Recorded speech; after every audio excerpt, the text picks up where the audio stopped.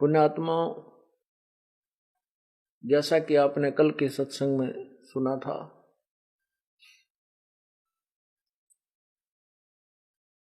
कि पवित्र गीता जी में बहुत ही निर्णायक ज्ञान दिया हुआ है। उस श्रीमद् भगवत गीता जी को यथार्थ रूप से ना समझकर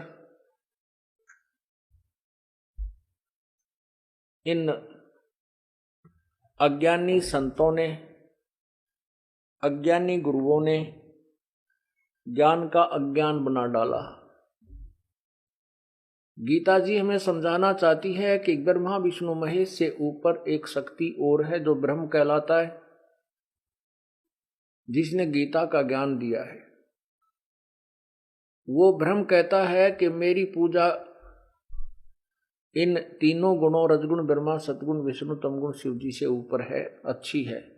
लेकिन वही गीता ज्ञान दाता अपने से अन्य पूर्ण परमात्मा की तरफ संकेत करता है, बहुत जोर देकर कहता है कि उस परमात्मा की कृपा से ही तुम्हारा जन्म मृत्यु अर्थात पूर्ण रूप से ये दुख निवारण होगा, जन्म मृत्यु का रोग कटेगा।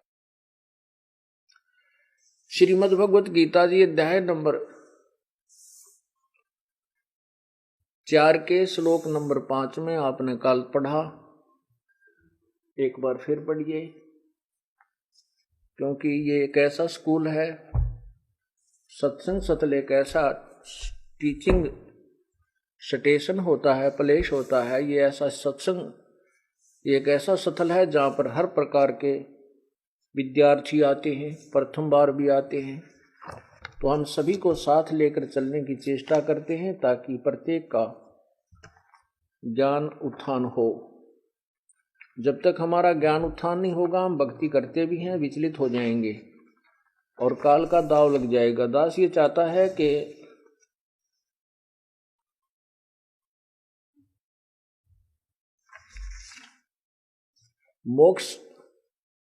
मोक्ष होना कठिन नहीं है, मोक्ष मार्ग का प्राप्त होना अति कठिन है, अति दुर्लभ है। हमने अपने घर को जाना है और घर का रास्ता हमें मिल जाता है तो घर पहुंचना मुश्किल नहीं है, रास्ता मिल गया, चलते रहेंगे, ठीक है। परमात्मा कहते हैं कि जैसे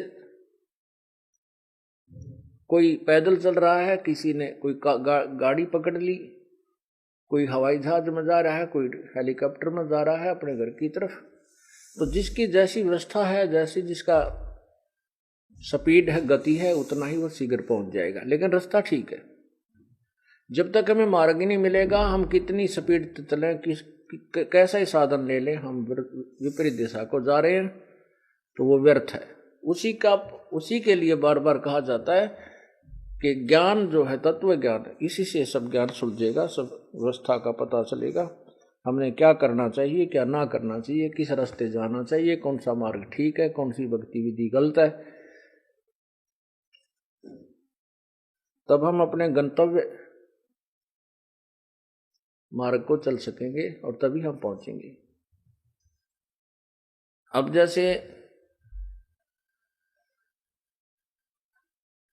अब ये प्रारंभ हुआ तत्व ज्ञान परमात्मा की कृपा से, कबीर परमेश्वर की रजा से, और ये तत्व ज्ञान अब जैसे कोई बुजुर्ग हैं, वृद्ध हैं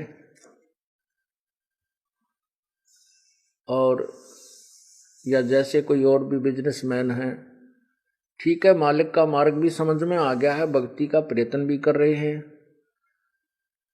और साधना कर भी रहे हैं, लेकिन कम बन रही है। तो उनको अब ये भक्ति युग कुछ दिन चलेगा, हजारों वर्षों तक ये अवश्य चलेगा, नहीं तो कलयुग इतना स्पीड से बढ़ रहा है, ऐसे जुल्म हो रहे हैं, मानवता कति नष्ट हो जाएगी, इंसान को इंसान तुरंत ही खाने लग जाएगा। लेकिन यह स्थिति कई लाखों वर्ष बाद आनी थी, जो कि इस अज्ञानता के कारण अभी आने लग रही है।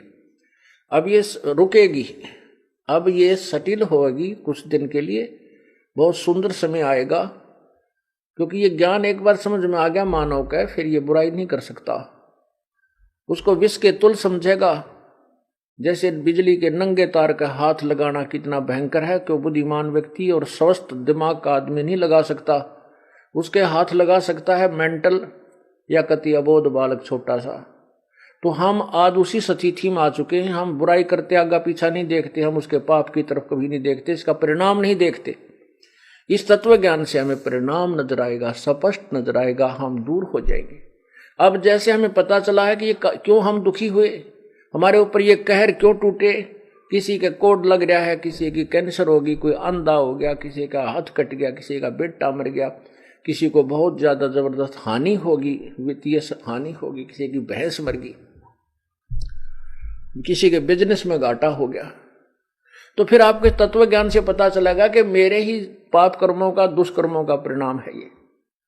अब वो जो धन 2 नंबर का जोड़ा था गलत काम करके, बुराई करके, वो पाप तो आपके पास जो के तो जमा है, लेकिन वो धन नहीं रहा। या तो कोई पुत्र बीमार हो गया, या कोई भैंस मर गई, कोई संपत्ति हानि होगी, किसी ने 10-20 लाख रुपये ले लिए, दिए नहीं, मुकदमे चले। तो फिर हम इतने डरेंगे कि जो आपत्ति मेरे ऊपर आई है मेरे पाप कर्मों से आई है, तो फिर उस आपत्ति को हम फिर दोबारा ग्रहण नहीं कर सकते, कभी भी नहीं कर सकते। और फिर परमात्मा हमें पग पग पर साथ देगा, हमारा सहयोग देगा, शुभ कर्मों का फल मिलने लग जाएगा, और फिर हम किसी का कभी बुरा नहीं कर सकते। अब तो ना बाप ने, ना तो बेटे न बाप की चिंता रही, माता पिता की तरफ कोई ध्यान नहीं है।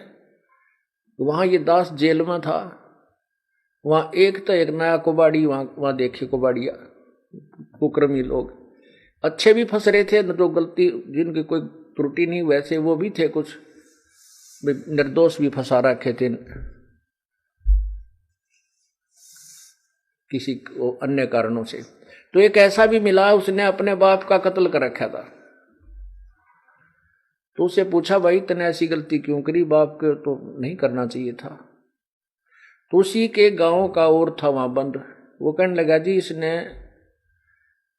इसके पिताजी की पेंशन आवत थी, ये 2 भाई हैं, तो इन्होंने इसका बाटा माँ आएगी और बड्डे का बाटा बाबू पिताजी आएगी, इन माँ बाबुओं को बांट लिया नारा नारा। अब वह पेंशन आवे थी, तो वो पेंशन बुढ़ा ने बोला, मैं तो भाई जिसमें रोटी खाऊंगा उसने दूंगा, तेरे को क्यों दूं जब तू मेरी सेवा नहीं कर रहा। तीनों बोला, मुझे आधी तनख्वाह दे, पेंशन दे। तो उस बुढ़े ने ना दी उसको, तो उठाकर लठ मारा सर में, बुढ़ा मर गया। अब उसकी वो जेल में बंद था। तो पुण्यात्मा ऐसा जुल्म हो गया। माँ बाप ना हम कितना, माता पिता हमें कितने प्यार से पालते हैं। आज जो छोटे छोटे जवान बच्चे हैं, उनके पास पुत्र हैं, पुत्रियां हैं, वो कितना सीने से लगाए फिरते हैं, कंधे पर बैठाते हैं, सिर पर बैठाते हैं, चूमते हैं। वो लाड करते करते पेशाब भी कर दे, सारे कपड़ों में कर दे काम, और फिर भी बुरे नहीं लगते। और जब वृद्ध हो जाते हैं, जब वो बड़े हो जाते हैं, उनका विवाह हो जाता है, और फिर वो माँ बाप उनको अच्छे क्यों नहीं लगते, उनकी सेवा करने में उनको इंटरेस्ट क्यों नहीं है। इसका कारण ये है, ये नहीं हो सकता, क्योंकि इसका कारण है कि बुढ़े ने भक्ति ना करी। जब वो युवा था, उन बालका के लालन पालन में उनको सेठ बनाने में लगा रहा, भक्ति करी नहीं। और भक्तिहीन प्राणी का कितना ठिकाना नहीं। यदि हम पहले से परमात्मा का नाम लेंगे, भक्ति करेंगे, तो परमात्मा ऐसी व्यवस्था कर देगा, उन बच्चों के दिल में ऐसी दया भर देगा, माता पिता ने हाथों पर रखेंगे। और माता पिता इसे योग्य होंगे नहीं कि वो उनको दुख दें, क्योंकि उनकी भक्ति से वो स्वस्थ भी रहेंगे, उनका शरीर भी तगड़ा रहेगा। और जो 10,000 के रुपए में बीमारी कटनी हो, उनमें 500 रुपये में ठीक हो जाएगा। तो ऐसे फिर वो भक्ति से ही सेवा बना है। एक आदमी तो ऐसा है, वो अच्छा भी ना लगता, हमने खड़ा होगी तो मान ले, जैसे अरे कैसा हो जाओ, इस तो बात तय करें जावा, बड़ा अच्छा आदमी, क्योंकि उसके पिछले पुण्य है, वो संस्कार, वो भक्ति के गुण उसके अंदर विद्यमान है।